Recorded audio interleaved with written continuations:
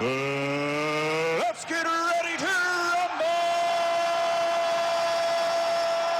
You can't handle the truth. Awesome, baby, we're top of the line.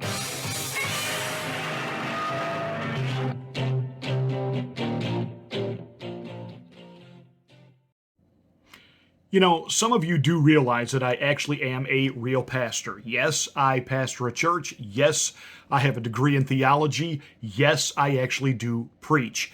I do this as a way to kind of this is my place to come and opine and vent. And those of you that like it, you tune in, you subscribe, and I thank you so much for that. And it isn't often that I bring the theological into what I call strictly a political issue.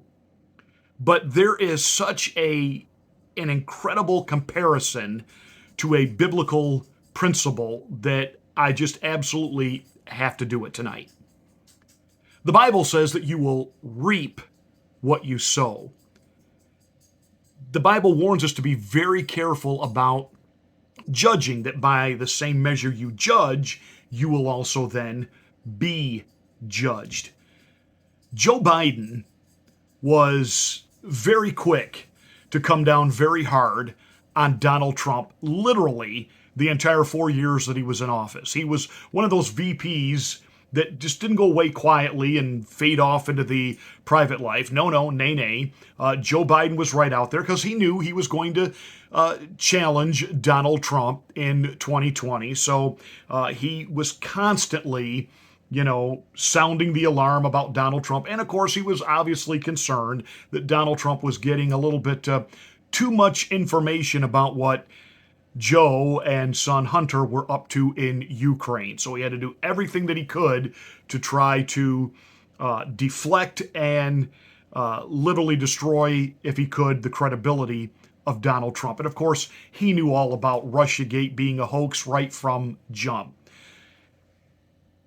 He was so harsh over the summer with his comments about how could Donald Trump be so reckless with these records. The whole time, we know that now he's got records literally strewn all over the place and had no oversight whatsoever. And this seems to be the very thing, though, that establishment Washington is going to use to take him out. And I'm sorry, I find a great sad irony in that. And here's what I mean. What you reap, you will sow. There's an incredible story in the Bible about Esther, and Esther, of course, becoming queen. And Esther had a cousin named Mordecai. And Mordecai did not want Esther to let the king or anyone else know that she was Jewish. And so their relationship as being related to one another was kept secret. Mordecai was one of the keepers of the king's gate, and one of the king's, I guess you would call him the second in command, governor, was a guy by the name of Haman. And Haman found out that Mordecai was Jewish because, see, Mordecai would not pay Haman any type of homage. He wouldn't bow down to him. He wouldn't kneel before him. And that just incensed Haman to no end. And he went to the king with this incredible tale that the Jews who were in the land were destroying the kingdom. They were disloyal. They were causing problems, and they got to go. And so basically the king gave Haman permission. Whatever you want to do to get rid of these people, go ahead, you have my blessing. Gave him his seal, gave him his authority. And Haman erected gallows. And literally, long before Adolf Hitler ever drew a breath and created what we call the Holocaust, there was a test run being done of this. And Haman was going to literally exterminate all the Jews in the land. Well, obviously, Esther heard of this, and she went to her husband, the king. And she had Haman there, and they were having dinner together. And it was at that dinner, and of course, Haman by now, his head is out to here. I'm in good with the king. This is great. I'm in good with the queen. This is awesome. And then she turns to her husband and she says, they are trying to kill my people. And the king said, what are you talking about? My family members, my loved ones, the people I have heritage with. You're trying to exterminate them. And the king said, absolutely not. What are you talking about? And she turned to Haman and said, this wicked, evil man has erected gallows to hang my people. I am Jewish. Bum, ba-dum, bum. Long story short, Haman ended up hanging from his own gallows by decree of the king, and the Jews were spared. Joe Biden is about to hang from the gallows that he and so many in establishment Washington build to take down their enemies. And I'm sorry, I don't feel sorry for him. And if you want to get the full inside understanding of how this works, Tucker Carlson did a phenomenal job walking you through history. If you're a normal person, it's a pretty weird experience watching Joe Biden's presidency get euthanized by his own party. On one hand, there's an undeniable thrill to it. You have to admit that. Biden is the most destructive president in American history. More things have broken under his watch than under any other president. Joe Biden deserves to be driven from office and disgraced. But for this, breaking federal classification rules, some of the stupidest and most dishonest laws Congress has ever passed, it's like arresting El Chapo for expired plates. It's missing the point. But it looks like that's what's going to happen. It seems like every day when a Biden's lawyer shows up with more sheaves of classified documents, like a dog who's found another dead chipmunk under the house. This bunch was in his office at Penn, the one paid for by the Communist Party of China. These were found next to his sad little midlife crisis sports car in a garage in Delaware, and so on. You keep waiting for the White House physician to announce another document trove has been discovered after a routine colonoscopy. It could happen, because at this point you know exactly where this story is heading. Permanent Washington does not want Joe Biden to run for president again. This is how they're sending that message. Even CNN has decided to become interested in Joe Biden's misdeeds 2 years into his presidency. They're doing segments on how classification laws protect this country from its mortal enemies like Russia. So you know for certain the order has gone out. Biden is done. What a missed opportunity this is. If you're looking for crimes that Joe Biden has committed, there is a very long list. Our country is being invaded. The world is on the brink of nuclear war. American cities have become slums. Our economy is in shambles. Even our airplanes no longer take off on time. It's a disaster, and Joe Biden and his staff have a hand in all of it. In a country with a functioning government, Joe Biden would have been impeached before the first million illegal aliens crossed over our southern border. But no one did anything to stop it. So now they're arriving at the rate of 250,000 a month. Watch. Customs and Border Protection sources exclusively tell Fox News more than 250,000 migrants were encountered at the border in the month of December, about as many people living in Scottsdale, Arizona, making it the highest month ever on record. In Eagle Pass, Texas, the migrant surge continues. Local Kinney County rancher Pam Schott had a harrowing experience with migrants on her property. And I looked out the back and I could see 3 illegals walking up to the house. I had gotten a gun, which is an AR-15. I asked them, I said, please, stop, go away. And had the gun in my hands, and they, just kind of looked at me and kind of smiled. And I was like, Otto, and just go away. And they refused to do so. They're on the other side of the glass, trying to get in and not backing down. Not backing down. Even though I have a high, powerful rifle in my arms, they are not backing down. That was scary. A rifle Joe Biden would like to take away from her. So that, writ large, is the biggest story of our lifetimes. It is the one thing Joe Biden has done that cannot be undone. Our great-grandchildren are going to live with the consequences of this. But you never know it from watching most of the news.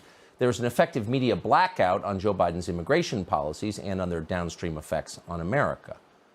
There are too many strangers pouring in at once, and as a result, the country is becoming chaotic. Here's a rare television news piece on what happened when officials in New York decided to house some of Joe Biden's illegal aliens in a local hotel. An employee there says that migrants have made an absolute mess of the place. You're standing in front of it. Is that true? Yeah, well, what we're hearing from that employee is that the hotel is completely overrun. He says, of course, some people just looking for that better life, but as a result, the hotel is a mess, and he fears for his safety. We don't have any guests anymore. They sold the entire hotel from the 4th floor to the 28th floor. It's all migrants. So we got people who are getting drunk, using marijuana. They are punching and beating their wives or their girlfriends. We have teenagers running around wild around the hotel, opening the fire exit doors and doing what teenagers do in the stairways, and it's a mess. It's a mess, he said. Of course it is. The whole country is a mess because Joe Biden has ignored immigration laws passed by the Congress. That is a crime, and it has killed huge numbers of Americans, hundreds of thousands dead from narcotics. Fentanyl has changed the entire game here in San Francisco. You can't buy heroin out here anymore. Nobody sells heroin and nobody uses heroin. Everybody has transitioned over to fentanyl. Fentanyl is the most dangerous drug to ever hit the streets of the United States in history. Fentanyl has killed more than 70,000 Americans in 12 months. Here in San Francisco, it's the dominant drug. It's responsible for 3/4 of drug overdoses, brazen drug dealing and rampant drug use. In the shadow of City Hall, the same City Hall residents say actively enable the fentanyl crisis. All of it, every gram, came over an open border. So what's notable as a political matter is that every one of these disasters, the fentanyl epidemic, the chaos and crime in our cities, the invasion underway through Texas, Arizona, and California, all of those deeply concern Americans. We're not guessing at that. Polls show it very clearly. By contrast, how many voters do you think are lying awake right now worrying that public officials might violate some obscure federal classification law? None. Not a single person. No one outside Washington cares or even understands the issue. And yet, it is classified documents, not our open borders, that the Justice Department is punishing Joe Biden for. Why is that? What's going on here? Well, it's simple. Washington is protecting itself. Joe Biden alone is responsible for this crime. He alone took home classified documents. He didn't have help in doing that. But allowing the country to be invaded, that's not something you can do by yourself. So if Biden were to be taken down for opening the southern border, a lot of other people would go with him. He had a lot of accomplices. Permanent Washington doesn't want that. And ultimately, and here's the point, permanent Washington is in charge. It's not the democracy you imagine. We're seeing that now. So if you want to understand, if you really want to understand how the American government actually works at the highest levels, and if you want to know why they don't teach history anymore, one thing you should know is that the most popular president in American history was Richard Nixon. Richard Nixon. Yet somehow, without a single vote being cast by a single American voter, Richard Nixon was kicked out of office and replaced by the only unelected president in American history. So we went from the most popular president to a president nobody voted for. Wait a minute, you may ask. Why didn't I know that? Wasn't Richard Nixon a criminal? Wasn't he despised by all decent people? No, he wasn't. In fact, if any president could claim to be the people's choice, it was Richard Nixon. Richard Nixon was reelected in 1972 by the largest margin of the popular vote ever recorded before or since. Nixon got 17 million more votes than his opponent. Less than 2 years later, he was gone. He was forced to resign. And in his place, an obedient servant of the federal agencies called Gerald Ford took over the White House. How did that happen? Well, it's a long story, but here are the highlights, and they tell you a lot. Richard Nixon believed that elements in the federal bureaucracy were working to undermine the American system of government and had been doing that for a long time. He often said that. He was absolutely right. On June 23, 1972, Nixon met with the then CIA director Richard Helms at the White House. During the conversation, which thankfully was tape recorded, Nixon suggested he knew, quote, who shot John, meaning President John F. Kennedy. Nixon further implied that the CIA was directly involved in Kennedy's assassination, which we now know it was. Helms's telling response? Total silence. But for Nixon, it didn't matter because it was already over. 4 days before, on June 19th, the Washington Post had published the first of many stories about a break-in at the Watergate office building.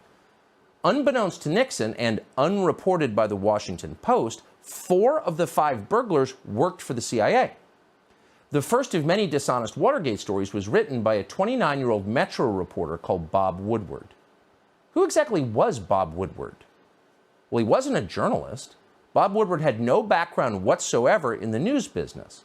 Instead, Bob Woodward came directly from the classified areas of the federal government.